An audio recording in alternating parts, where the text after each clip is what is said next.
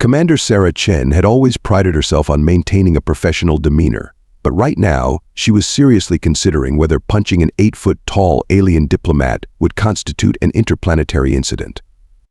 Technically, since she was Earth's newly appointed military liaison to the Galactic Defense Council, it probably would. Shame. As I was saying, she continued, keeping her voice steady despite the patronizing looks from the assembled alien representatives. Earth's military forces are prepared to commit significant resources to.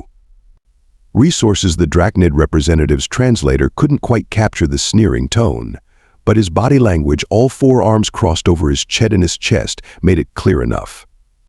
What resources could your fragile species possibly offer? Your bones would shatter if you tried to operate our basic training equipment. Sarah smiled.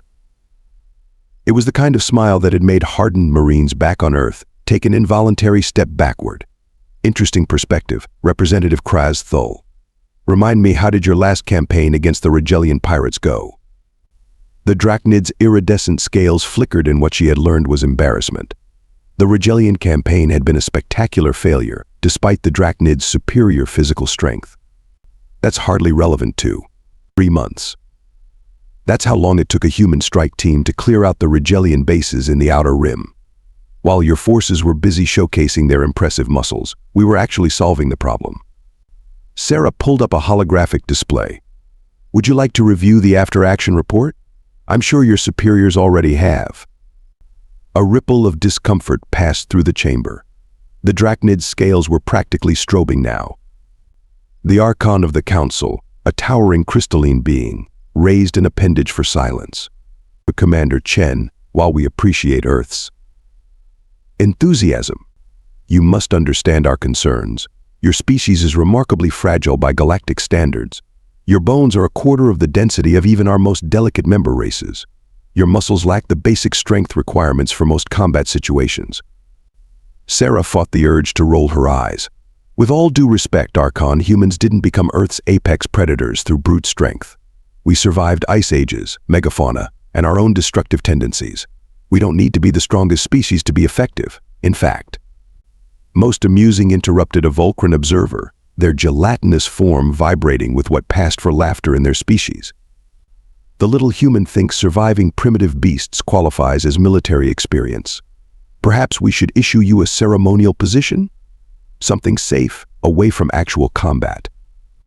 The chamber filled with the various sounds of alien amusement. Sarah caught sight of her reflection in the polished council table, a lone human, barely over 5.5 feet tall, surrounded by beings that could probably bench press a small car. The absurdity of it almost made her laugh. Instead, she stood smoothly gathering her data pads. Well, since my presence here is clearly just a formality, I'll save my fragile body the strain of sitting through more of this. But before I go, she tapped a command into her personal device. And suddenly, the chamber's main display lit up with combat footage. The assembled aliens fell silent as they watched a human special forces team systematically dismantle a pirate stronghold, using speed, strategy, and precision rather than brute force. That's from last month. Those pirates had Drachnid combat augments, Vulcan shield technology, and even a few Archon weapons. Funny how all that superior strength didn't help them against a bunch of fragile humans. As she turned to leave, her enhanced hearing picked up a strange series of beeps from the emergency communication channels. The aliens didn't react; their auditory range probably couldn't detect it. But Sarah had done her homework. Those weren't regular status updates. Something was coming. She paused at the door, unable to resist one last comment. Oh, and Representative Kraz Thul. The next time you want to mock someone's fragility, you might want to upgrade your scales. That chromatic display of embarrassment is really giving you away. The chamber erupted in a mixture of outrage and hastily suppressed laughter. But Sarah was already focused on those strange beeps, her mind racing through possible scenarios. Let them think her fragile. She had a feeling they'd be learning otherwise very soon. As if on cue, the first emergency alerts began flashing across the alien communication channels. The Galactic Defense Council chamber, usually a model of sophisticated alien architecture, now resembled what Sarah liked to call a cosmic kindergarten. Representatives from 17 species were talking over each other, their universal translators creating a cacophony of overlapping voices. The massive holographic display showed the spread of the Hive Mind's attacks beautiful, in a terrifying sort of way, like watching a cancer through a microscope. Wonderful, Sarah thought, watching the Drachnid representative pound all four fists on the table. Another hour of shouting about proper protocols while worlds burn. The proper response must follow Section 7, Subsection 452 of the Galactic Defense Charter. The Vulcran's gelatinous form was practically boiling with agitation. We cannot authorize military action without a full council vote. There won't be anything left to vote on if we wait that long, Sarah muttered, but of course no one was listening to the fragile human in the corner. She focused instead on the attack pattern display, her eyes narrowing as she noticed something odd. The Hive Mind wasn't moving like a mindless swarm. There was a pattern there, hidden beneath the chaos. The attack seemed random at first glance, but Sarah had spent enough time studying Earth's own hive insects to recognize coordinated behavior. The Hive Mind was testing defenses, learning, adapting. Perhaps the Archon's crystalline form sparkled as they spoke. We should establish a committee to study the threat's behavioral patterns. Sarah couldn't help it. She laughed. Every head in the chamber turned toward her, and she could practically feel the disapproval radiating from their various anatomical features. Something amuses you. Commander Chen, the Archon's tone could have frozen nitrogen. Oh, just appreciating the irony. Sarah stood, walking to the holographic display. While we're sitting here discussing committees, I've already identified the Hive Mind's attack pattern.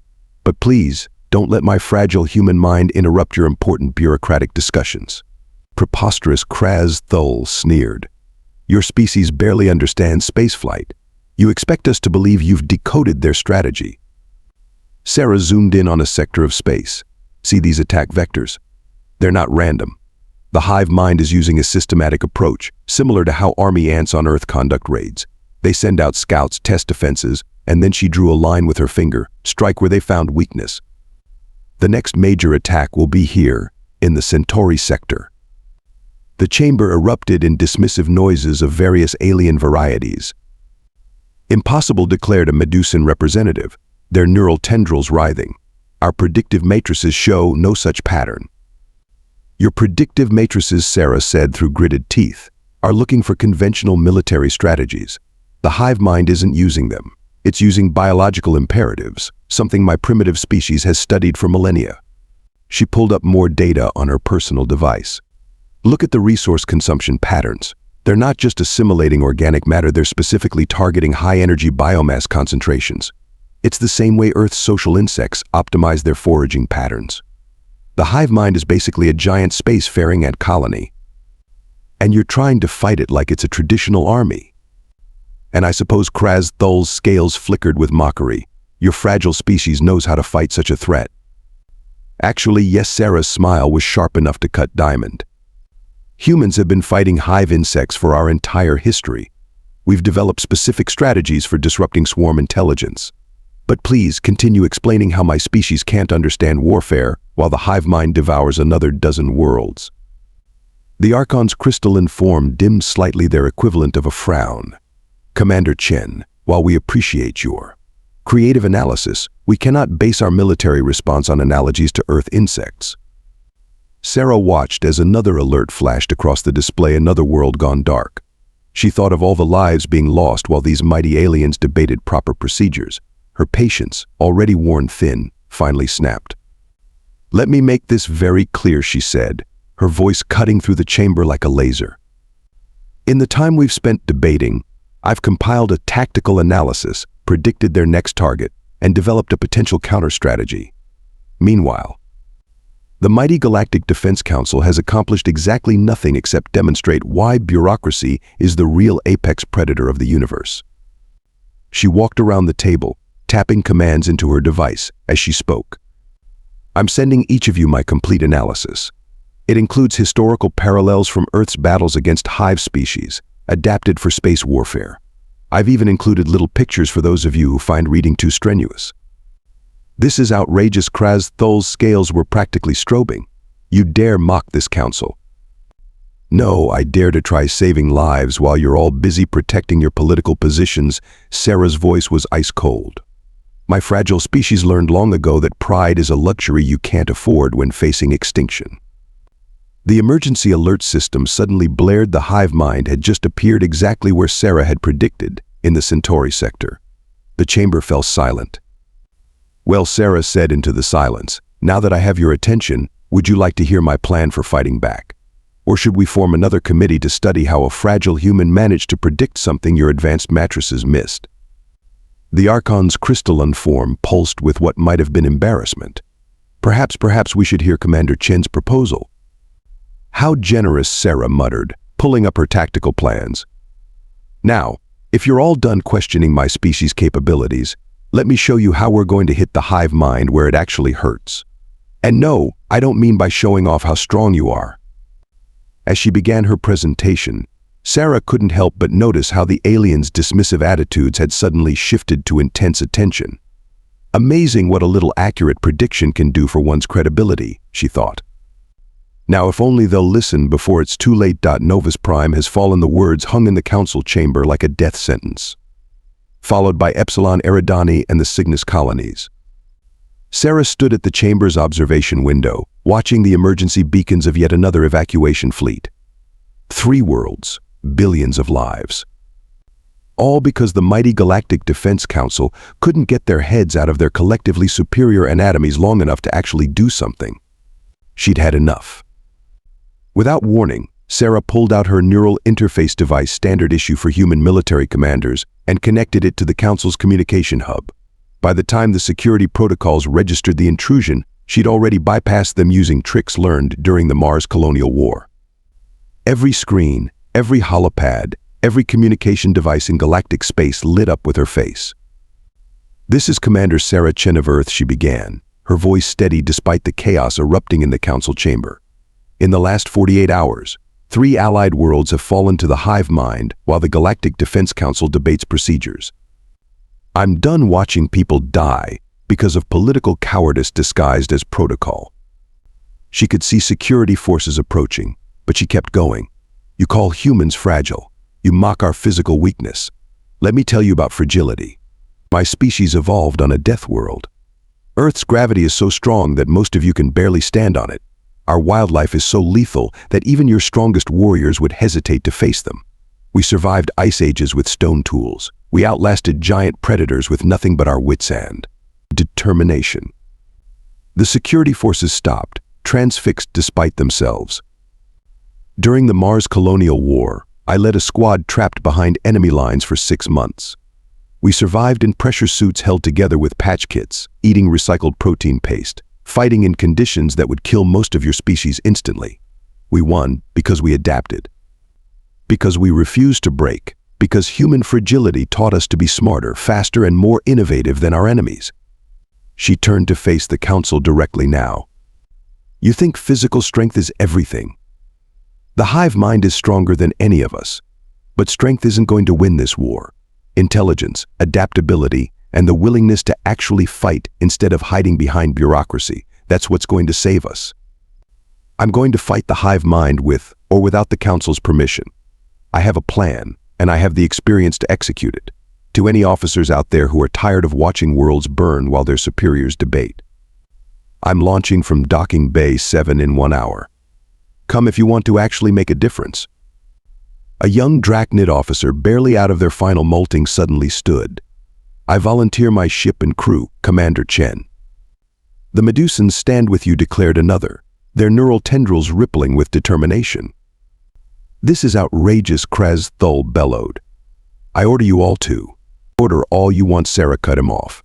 "Your precious protocols just got 3 worlds killed. I'm offering action."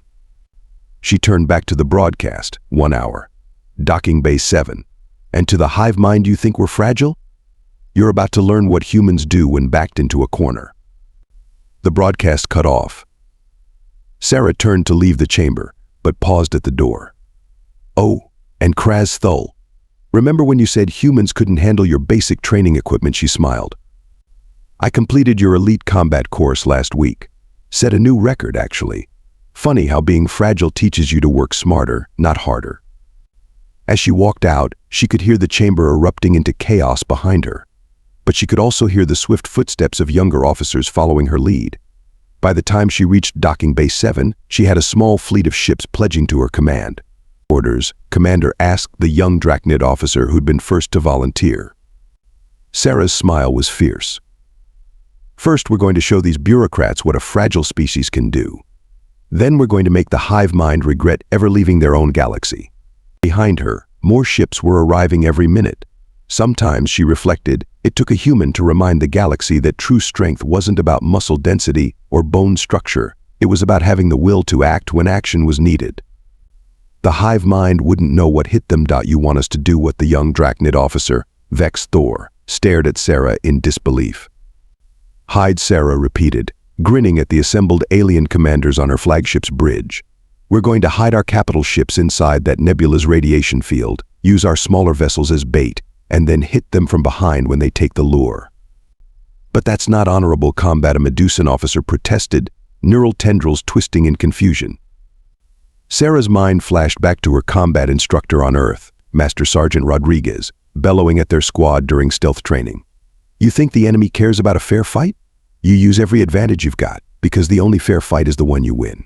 Honor doesn't mean much when you're dead, she said, pulling up the tactical display. The Hive Minds destroyed every fleet that's faced them in traditional combat. So we're not going to fight traditionally. The battle that followed would be studied in military academies for generations to come. Sarah's fleet scattered into seemingly chaotic patterns that actually masked a carefully coordinated dance. The smaller ships, crewed primarily by humans and the more agile species, darted in and out of the Hive Mind sensor range. Their apparent vulnerability drew the massive bioships forward, tentacles writhing with anticipation of an easy feast. Just like the capture simulations in low-gravity training, Sarah thought, watching the enemy ships move exactly where she wanted them. She remembered floating through vacuum obstacle courses, instructors mocking anyone who relied on strength instead of finesse. You're not fighting the course, they'd say. You're making it fight itself. Now she commanded as the Hive Mind ships crossed the nebula's threshold. Her capital ships burst from hiding, their weapons blazing through paths specifically calculated to ignite the nebula's gas clouds. The Hive Mind found itself caught in what amounted to an artificial solar flare. But Sarah wasn't done. Deploy the sonic disruptors. Her engineers had modified standard communication arrays to broadcast at frequencies that humans had used to disturb Earth's social insects for centuries. Scaled up to spacecraft size, the effect on the Hive Mind was devastating. The biomechanical ships actually writhed in apparent confusion as their collective consciousness fractured under the assault. Impossible, whispered Vex Thor, watching the Hive Mind fleet break formation for the first time since the invasion began. They're running away. Not yet, they're not, Sarah grinned. All ships, execute pattern Delta. Her fleet moved with practiced precision, herding the scattered Hive Mind ships like sheepdogs corralling a flock. Another memory surfaced, participating in a roundup on her grandparents' ranch as a teenager, learning how a few skilled riders could control hundreds of cattle through strategic positioning. The Hive Mind ships, their collective intelligence disrupted by the sonic attack, found themselves trapped between the nebula's radiation and Sarah's fleet. One by one, they were picked off with surgical precision. Commander, a junior officer, called out, "We're detecting unusual activity from the largest vessel. Some kind of energy buildup. They're going to try to merge into a superorganism," Sarah cut in, recognizing the pattern from her studies of Earth's slime molds. All ships, full retreat, now. Her officers had learned to trust her seemingly bizarre insights. The fleet pulled back, just as the remaining Hive Mind ships collided together, forming a massive, grotesque amalgamation of biomechanical horror. By the first stars, someone whispered, "How do we fight that?" Sarah's smile turned predatory. "We don't. We let it fight itself." She opened a channel to her engineering crew. "Deploy the pheromone missiles." The missiles, containing synthetic versions of Earth insect pheromones scaled up to affect the Hive Mind's biology, streaked across space. They detonated in a pattern around the merged superorganism, releasing clouds of contradictory chemical signals. The effect was immediate and spectacular. The superorganism began to attack itself, different sections responding to conflicting commands as the pheromones overrode its natural control signals. Within minutes, the mighty merger of Hive Mind ships had torn itself apart. "Clean up crews," move in, Sarah ordered, watching the remaining fragments drift lifelessly. "And someone get me a damage report." The bridge erupted in cheers as the numbers came in a complete victory, with minimal casualties on their side. Sarah's fragile human tactics had achieved what the mighty fleets of the Galactic Defense Council couldn't. Vex Thor approached her, his scales shimmering with what she now recognized as admiration. "Commander, I must ask, how did you know all of this would work? The nebula trap, the sonic disruption, the pheromones." Sarah thought about all her training on Earth, about generations of humans learning to survive and thrive, despite being physically outmatched by nearly everything on their planet. She thought about Master Sergeant Rodriguez's favorite saying, "The most dangerous predator isn't the strongest one, it's the one that learns to use everything around it as a weapon." Because she said, pulling up plans for their next engagement, humans had to learn early that survival isn't about being the strongest. It's about being the smartest and the most adaptable, she grinned. "Also, I really paid attention in my xenobiology classes." As her officers laughed and began preparing for their next battle, Sarah sent a brief message to the Galactic Defense Council, "First Hive Mind colony neutralized.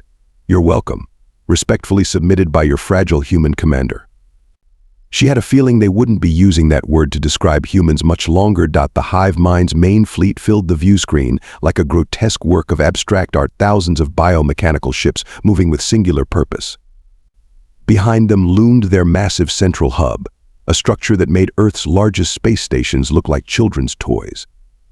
Sarah stood on her flagship's bridge, now crowded with representatives from 17 different species. Even Kraz Thul was there, though he'd been significantly quieter since her tactics had saved 3 of his homeworld's colonies. "They outnumber us 5-1, someone muttered. "The Americans were outnumbered at Yorktown," Sarah replied absently, studying the enemy formation. "The Vietnamese were outnumbered for 20 years. Numbers aren't everything." "You're quoting Earth history again," Commander Vex Thor said, but his tone was fond. He'd learned to recognize when Sarah was building to a strategy. Because Earth's history is a masterclass in asymmetric warfare, she turned to face her diverse crew. "Every species here has a different way of fighting. The Drachnids rely on strength, the Medusans on psychic coordination, the Volcrin on defensive formations. We've been trying to make these styles work together, but we've been thinking about it wrong." She pulled up a tactical display. "We're not going to coordinate our attacks. We're going to deliberately chaos coordinate." "That's not a real term," Kraz Thul pointed out. It is now. Sarah's grin was fierce. "Each species will fight in their own style, but we'll time our attacks to create deliberate confusion. The Hive Mind's greatest strength is its unity, so we're going to give it so many different threats that it can't adapt to them all at once." The battle began like a deadly dance. Drachnid ships charged head-on, their heavily armored hulls absorbing punishment that would have destroyed lighter vessels. Behind them, Medusan cruisers launched psychic attacks that disrupted the Hive Mind's coordination. Volcrin defenders created energy barriers in seemingly random patterns that actually formed a complex tactical grid Sarah had adapted from old Earth chess strategies. "They're adapting to our attack patterns," Vex Thor warned as the Hive Mind ships began to coordinate their responses. "Good," Sarah said, starting her countdown. Wait for it. Now, all ships, execute Protocol Thermopylae." Her fleet suddenly split into what looked like a panicked retreat. The Hive Mind, sensing victory, pressed forward directly into the trap. Ships that had seemed to flee in disorder now curved back in precise trajectories, creating a massive crossfire zone. "Impossible," Kraz Thul whispered, watching the Hive Mind fleet take devastating losses. The calculations required to coordinate such precise movements between different species. On the next phase, the Hive Mind's central hub was still untouched, protected by layers of defensive ships and energy fields. "I had a lot of free time during council meetings," Sarah quipped, but her focus was already on the next phase. The Hive Mind's central hub was still untouched, protected by layers of defensive ships and energy fields. Then the proximity alarm screamed. Massive tentacles of living metal erupted from the hub, reaching for their fleet. "All ships, fall back." "They're forcing a direct confrontation." Sarah's mind raced through options. The hub's defenses were too strong for a frontal assault, but if someone could get inside. She looked at the tactical display, then at her own body. A human could fit through maintenance access tubes that would be too small for most species. A crazy plan formed. "Vex Thor, you have command of the fleet. Keep them occupied," she headed for the bridge exit. Commander Kraz Thul's scales flickered with confusion. "Where are you going?" "To do something stupid and human," she called back. "My specialty." 20 minutes later, Sarah squeezed through another maintenance shaft in the hub's outer layer, her fragile human frame allowing her to slip past defenses designed to stop larger, stronger species. Her combat suit's stealth systems, another advantage of human weakness requiring technological compensation, kept her hidden from biosensors. "You know," she muttered to herself, placing another quantum charge at a key structural point. "All those jokes about humans being sized like maintenance drones are a lot less funny now." She'd studied the Hive Mind's biomechanical architecture, noting how it mirrored Earth's social insect colonies. Every random tunnel actually led to vital connection nodes if you knew how to read the patterns.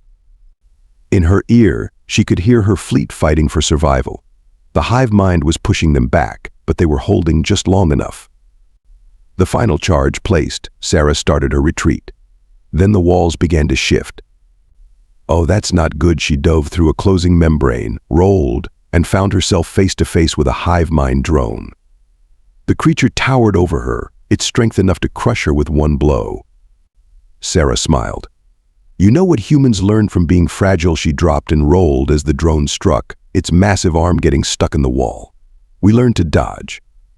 She sprinted through closing corridors, her smaller size now a desperate advantage as she squeezed through gaps that would have trapped larger species. Behind her, she could hear the drone pursuing, but its massive form had to tear through walls she could slip past. Commander Vex Thor's voice crackled. "We can't hold them much longer." Sarah reached her extraction point, breathing hard. "You don't have to. Fire the electromagnetic pulse now." The EMP blast rippled through the hub, temporarily stunning its neural networks. In that moment of confusion, Sarah detonated her charges. Each explosion was precisely calculated to trigger a cascade failure in the hub's biological systems. "All ships, execute final protocol," she ordered, racing for her pickup point.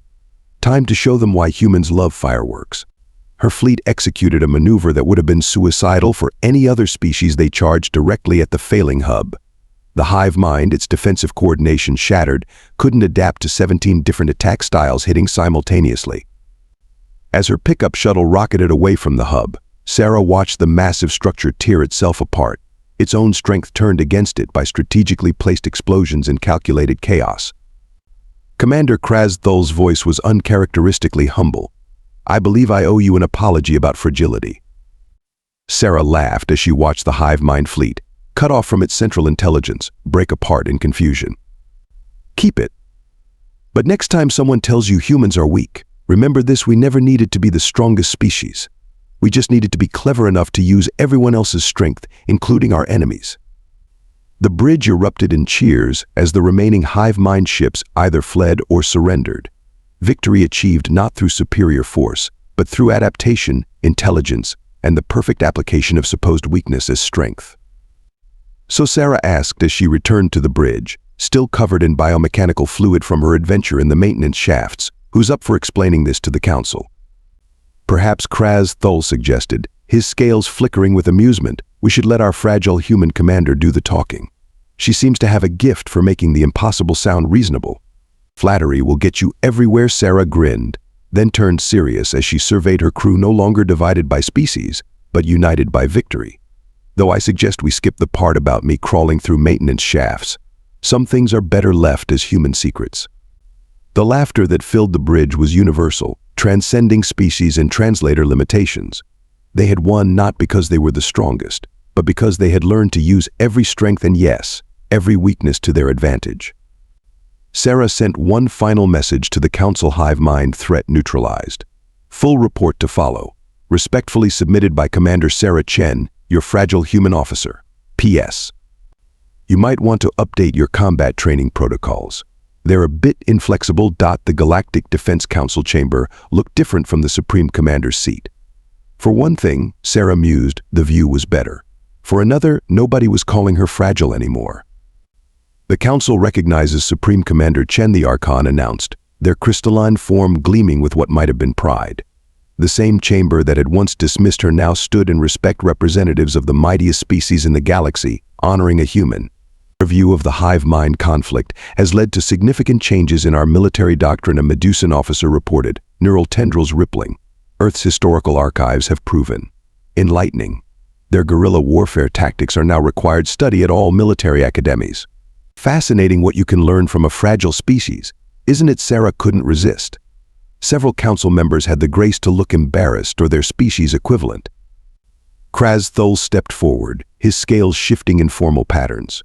Supreme Commander, on behalf of the Drachnid Empire, I wish to formally apologize for our previous misconceptions about human capabilities. Sarah leaned forward in her chair, giving him her best diplomatic smile. Apology accepted, Representative. Though I have to admit, watching you all try to squeeze through maintenance shafts during the new combat training has been apology enough.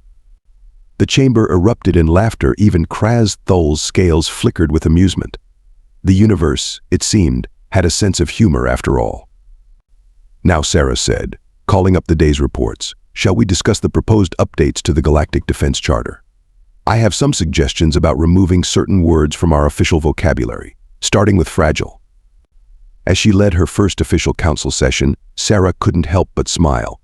Humanity had earned its place among the stars not through overwhelming strength or superior technology, but by proving that being underestimated was sometimes the greatest advantage of all.